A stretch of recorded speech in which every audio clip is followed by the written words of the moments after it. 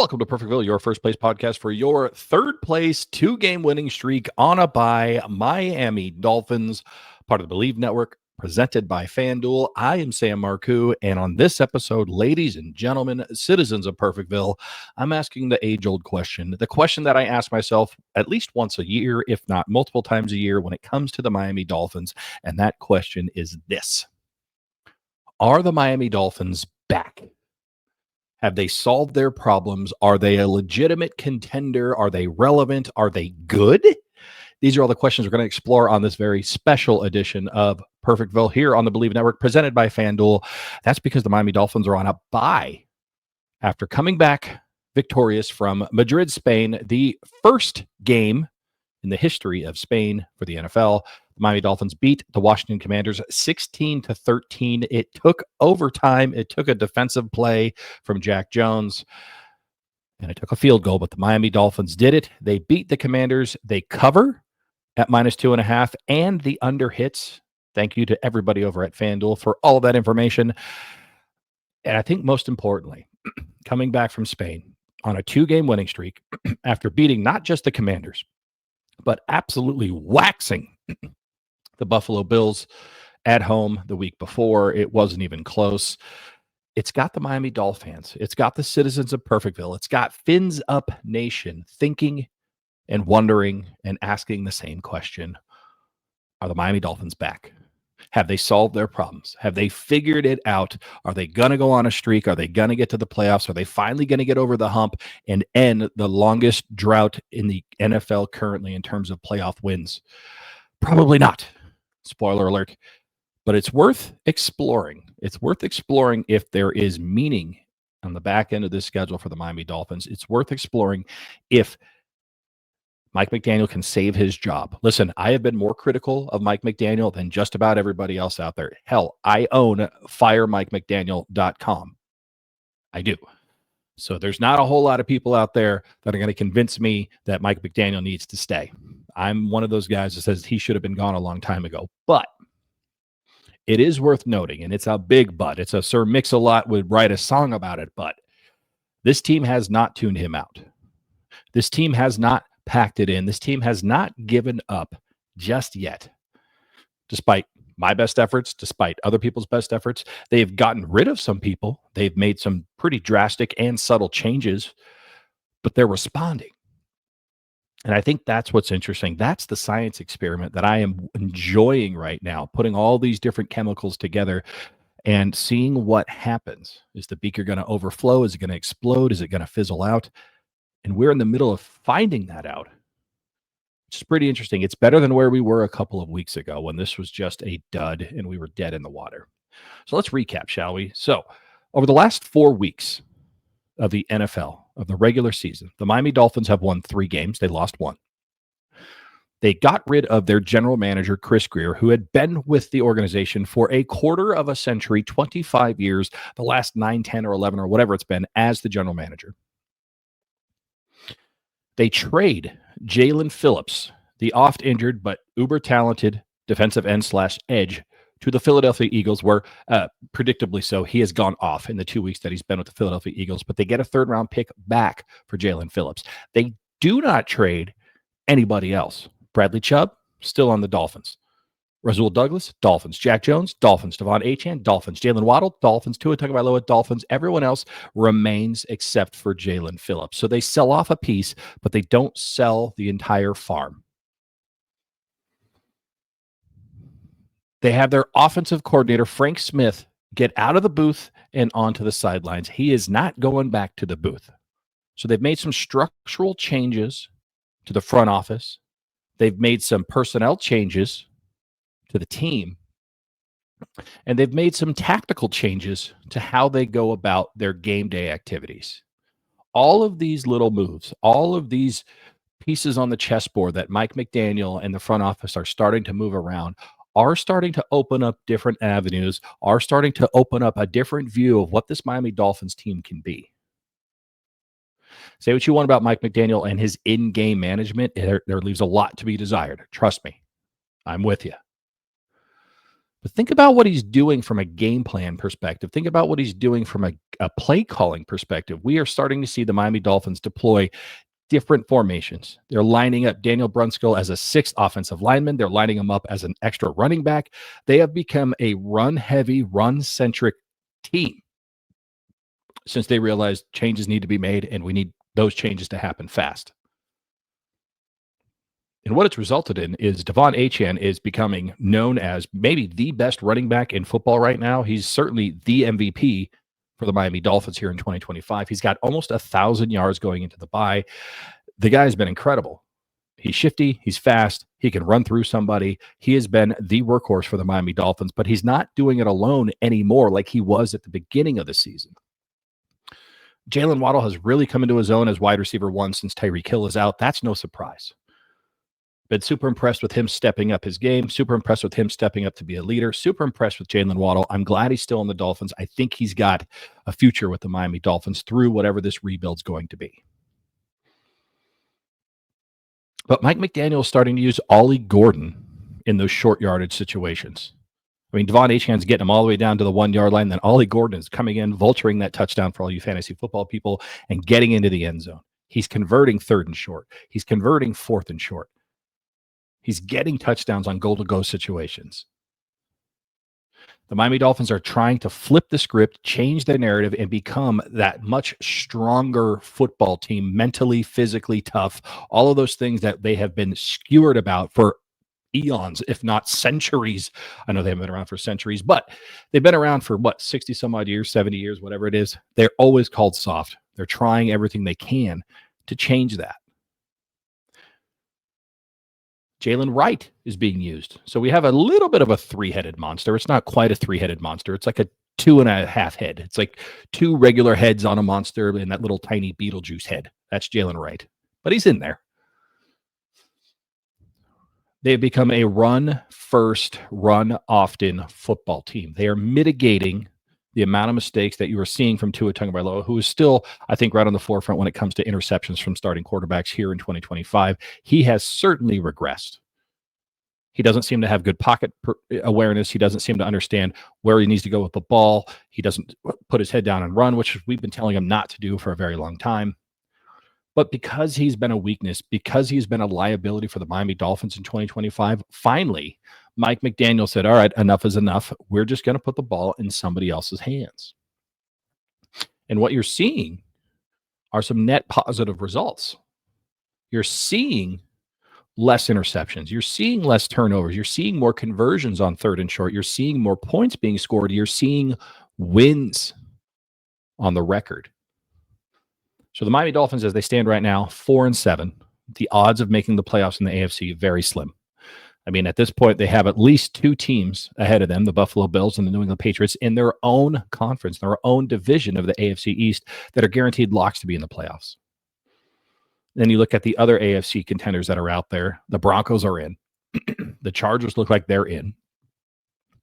You got the Steelers that look like they're going to do something. They're probably going to win the AFC North, mainly because everyone else is terrible. The Ravens look like they're on their way back up now that they have Lamar Jackson back. And then somebody in the South is going to win, probably the Colts, who are the least South team in the AFC South. So you have a lot of teams in front of you. I think right now the Miami Dolphins have climbed their way into the 11th spot in a 7-team race for the playoffs. So they got some work to do if they're going to get there. It's going to require them to more or less win out after the bye week.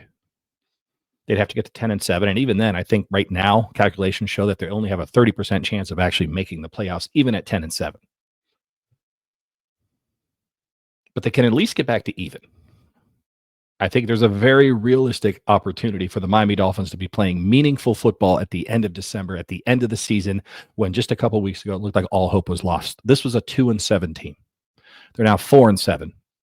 They're going into the bye. They're getting a lot of people back, according to Mike McDaniel, on the offensive side of the ball and defensive side of the ball after the bye. And after the bye, they're going to play the Saints. They're going to play the Jets. They're going to play a very beatable Pittsburgh Steelers team. They have some teams that they can play and win and get their record back to at least even. Are they going to win out? I don't know. You got to beat the Patriots in New England. You're going to have to beat a Bengals team that's probably going to get Joe Burrow back. And you're going to have to beat who else is on that schedule that I'm missing? Oh, the Tampa Bay Buccaneers.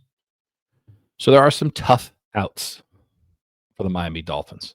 But the point isn't that are they going to get to the playoffs? They may have shot themselves in the foot too often to be able to run that race.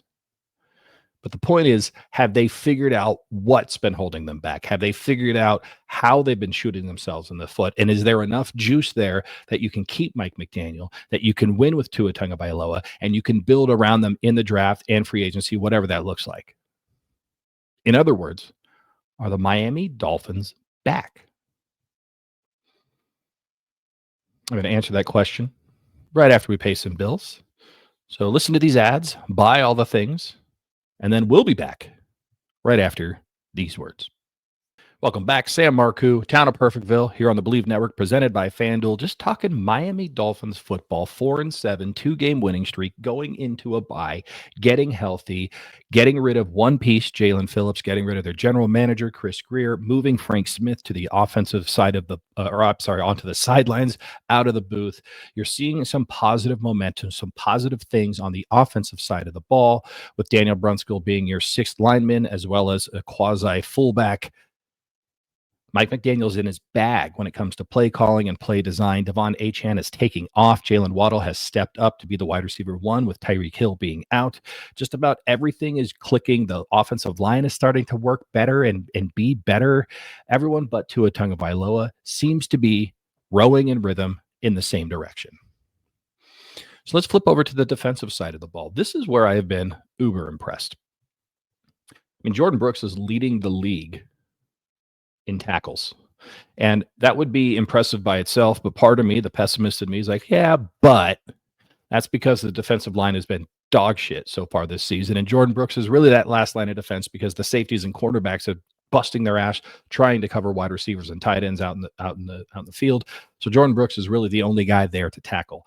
That is true on some level. However, if you watch the tape and you're watching Jordan Brooks, who is a tackling machine, I'm not going to say he's Zach Thomas, but his anticipation, his pre-snap judges, where he's putting himself is in a position to win. He's stopping running backs at the line of scrimmage. He's getting people down. He is that last line of defense, even if he has people behind him. The defense is starting to play better, and Jordan Brooks is the tip of that spear. Jordan Brooks is an all-pro this season, in my opinion, which I don't believe I would have been able to say about anybody on this defense at the beginning of the season, but Jordan Brooks has earned it.